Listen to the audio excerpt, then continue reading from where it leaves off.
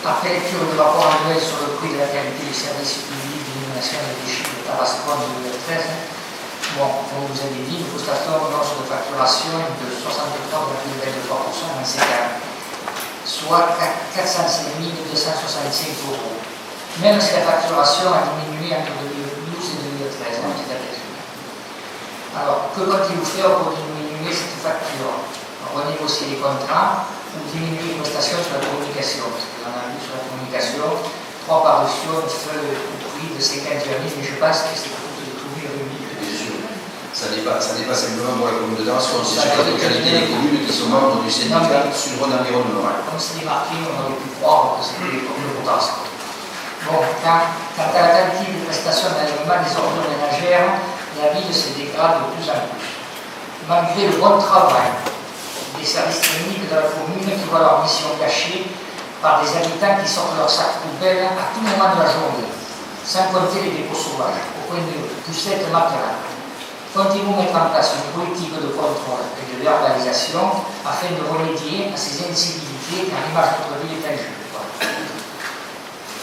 Alors sur le plan des contrats, il ne nous est pas possible de renégocier. Nous ne sommes pas seuls dans cette aventure. Et nous sommes au sein du syndicat Supron d'environnement, mais peut-être que Guy Périni pourra nous en dire un petit mot. Et je voudrais dire quand même que ce qu'il ressort, c'est que le premier marché qui avait été établi, notamment avec Ecoval, était un marché qui était, me dit-on, anormalement bas. Et puis dans l'intervalle, nous avons eu une flambée des carburants, et c'est que les coûts des transports étaient multipliés par 3. Et donc aujourd'hui, ça nous amène à une facturation qui est très très élevée. Et là aujourd'hui, nous sommes dans le syndicat intercommunal et nous n'avons pas vraiment l'initiative propre. Et peut-être que M. Périni veut apporter quelques précisions puisqu'il est notre représentant au sein de ce syndicat.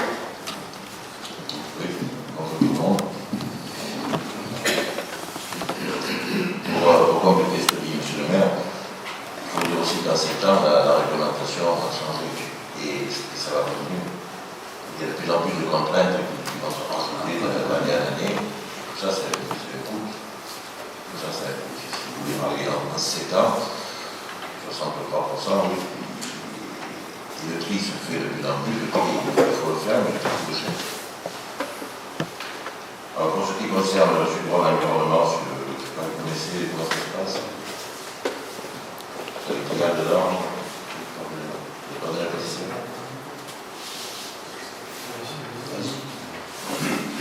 Pour vous dire, il y a Bouffon, il y a la communauté de Terre de France, etc. Mascoula, Saint-Étienne-Mulet, Saint-Pierre-de-Métoire, Luzès, c'est connu. Il y a 2 villages autour de Nîmes, là, Nice, Millau, Kessar, et nous les yeux. Tous les prix que vous voyez, que le marché, comme vous le savez, sont mutualisés. Donc,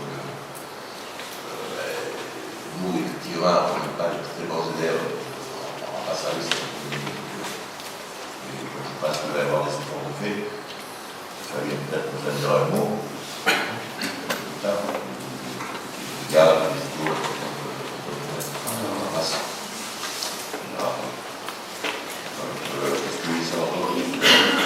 Alors, je reviendrai sur votre déclaration quant à la ville de Salles. Il est évident que rien n'est parfait, mais je dois dire que depuis que nous sommes là, nous recueillons chaque jour des témoignages de satisfaction, parce que nous avons mis en place des nouvelles structures, des services, on a réorganisé les services. Je veux d'ailleurs dire toute ma satisfaction au service technique et à leur directeur, Paul Baraki, qui depuis le mois d'avril met un point d'honneur sous la direction de Guy Périni à faire que les ramassages soient mieux organisés et que nous tendions vers une ville de plus en plus propre. Nous avons eu l'occasion de verbaliser des personnes que nous avons pu identifier pour avoir déposé des objets au coin de rue en dehors des heures de passage ou sans avoir averti pour que nous venions enlever les encombrants, puisqu'il y a un ramassage gratuit d'encombrants qu'il suffit d'actionner. Nous allons mettre en place dans les jours qui viennent un nouveau fonctionnement de la police municipale où nous aurons un policier municipal référent à la propreté et qui conduira donc une action avec Guy Duperini et Fabien Bouillard pour la sécurité pour que nous puissions mettre en place un système de contrôle et si possible d'identification. Vous savez que l'identification par caméra nous est absolument interdite par la CNIL sur ce genre d'intervention. Et donc nous devons faire une action dans la rue. Et cette action, bien, nous la mènerons avec un policier référent à la propreté. Si je peux rajouter quelque chose, il faut quand même se rendre compte qu'on sort d'une période estivale, le personnel technique est comme tout le monde à ses côtés. Donc, naturellement, pour le marquer, se sont retrouvés avec. Vous remarquerez que sur mon intervention, je n'élimine pas le personnel. Mais je Oui, mais le problème, c'est celle du personnel. Et si vous avez 37 personnes, si vous en avez 15 à congé, il faut qu'ils peuvent, malheureusement. Mais nous avons pris d'ailleurs de l'ordre de 400 € par personne pour des dépôts de matériaux au coin de rue et dont nous avons pu identifier l'auteur. Et j'espère que ce sera dissuasif. Mais nous ne faisons pas de laxisme, au contraire. Donc je vous... Moi j'aimerais intervenir sur Sudrone. Pardon? J'aimerais intervenir sur Sudrone. C'est vrai que c'est un syndicat Sudrone qui est en charge le traitement de 51 communes, soit près de 100 000 habitants. L'objectif de faire appel à une délégation de service public est bien de permettre de plafonner le prix de la tonne transportée du traitement des déchets. Or, on se retrouve confronté, c'est vrai, à une augmentation des facturations Sudrone de 63,23% en termes de 7 ans de fonctionnement. Tous les moyens d'économie mis en œuvre auraient dû pourtant infléchir la courbe au fur et à mesure des années. Eh bien, c'est le contraire, bien entendu, qui nous est présenté aujourd'hui. En effet, nos agents employés de mairie organisent et réalisent un travail de tri sélectif remarquable sur le site de la déchetterie. J'en peux être témoin souvent, puisque j'y vais avec les entreprises assez souvent, assez régulièrement, ce qui facilite la tâche, à mon avis, de Sudrone, tant pour la valorisation des déchets que pour le recyclage. Les dépenses substantielles en communication de Sudrone, soit 57 423,21 €, pour sensibiliser les foyers au tri sélectif, auraient dû, d'autre part, faire réaliser des économies à la ville. La vente de matériel rapporte aussi une somme conséquente annuelle de 90 000 € environ pour Tarascon selon les flux. Voilà en fait ce que je constate sur Sudrone. Et de surcroît, il faut savoir que depuis 2011, les emballages ménagers récupérés comme les cartons, les bouteilles, les conserves, les journaux et magazines peuvent être collectés ensemble dans une seule et même benne. Par conséquent, ce type de tri et de collecte permet de simplifier le geste de tri, d'alléger le trafic des bennes spécialisées, donc moins de pollution, de réduire les nuisances et l'impact sur l'environnement, de diminuer le coût global de collecte, d'augmenter le tonnage de produits recyclés d'en moyenne 20%. C'est un pourcentage constaté dans d'autres départements pratiquant ce qu'on appelle le PIFU. Je ne sais pas si vous en avez entendu parler, le PIFU. Alors, j'ai une question, monsieur le maire, pouvez-vous nous dire si éventuellement un audit en ce qui concerne cette délégation de service public est prévu? Nous souhaiterions des éclaircissements sur la gestion d'un tel syndicat. Et poursuivrez-vous la collaboration avec Sudrone Environnement sans davantage d'exigences et de contrôle au regard de ce rapport plutôt câble? Je ne sais pas pourquoi vous affirmez que c'est sans exigence, monsieur, vous n'êtes pas membre du conseil d'administration, et je peux vous assurer que monsieur Duperini, qui nous y représente avec d'ailleurs monsieur Demissi, tiennent toute leur place. Je trouve qu'il doit y avoir une vérification au tonnage qui départ de Tarascon.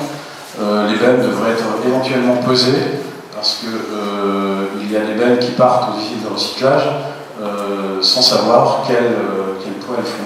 C'est simplement une surveillance. Si vous pouvez nous trouver les moyens d'installer une bascule sur Tarascon et pour pouvoir faire reposer les camions, je suis preneur. Par contre, quand nous allons transporter à Ecoval, il y a une bascule à l'entrée, les véhicules sont pesés. Et le chauffeur vérifie que le tonnage, le poids soit conforme. Comment? C'est pesé au départ et à l'arrivée. Ouais. Donc c'est pesé à l'arrivée. Pardon? C'est pesé à l'arrivée. Oui. Le camion est pesé à l'arrivée, il est pesé au départ. Au départ. Ouais. Par contre, il y a des pénalités qui nous sont mises parce que nous avons de mauvais élèves dans la ville et que lorsque les sacs jaunes, notamment, contiennent des déchets qui ne sont pas recyclables, eh bien, ça peut être toute la benne qui est rejetée. Et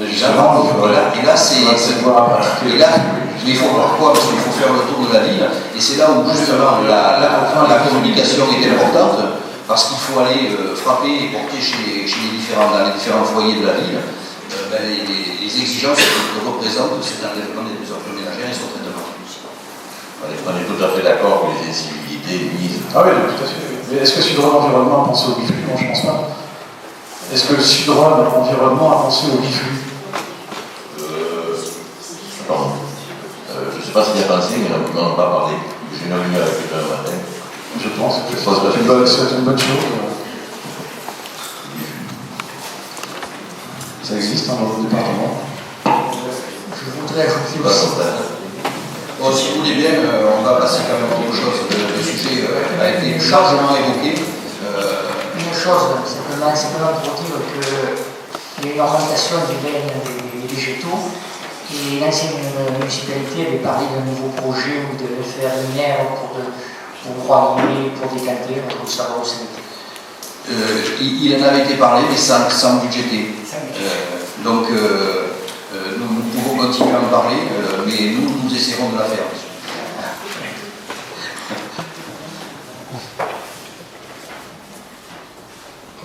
Donc, je précise que le rapport de Sud-Rhône Environnement est à la distribution du public et va être consulté auprès du service en état environnement.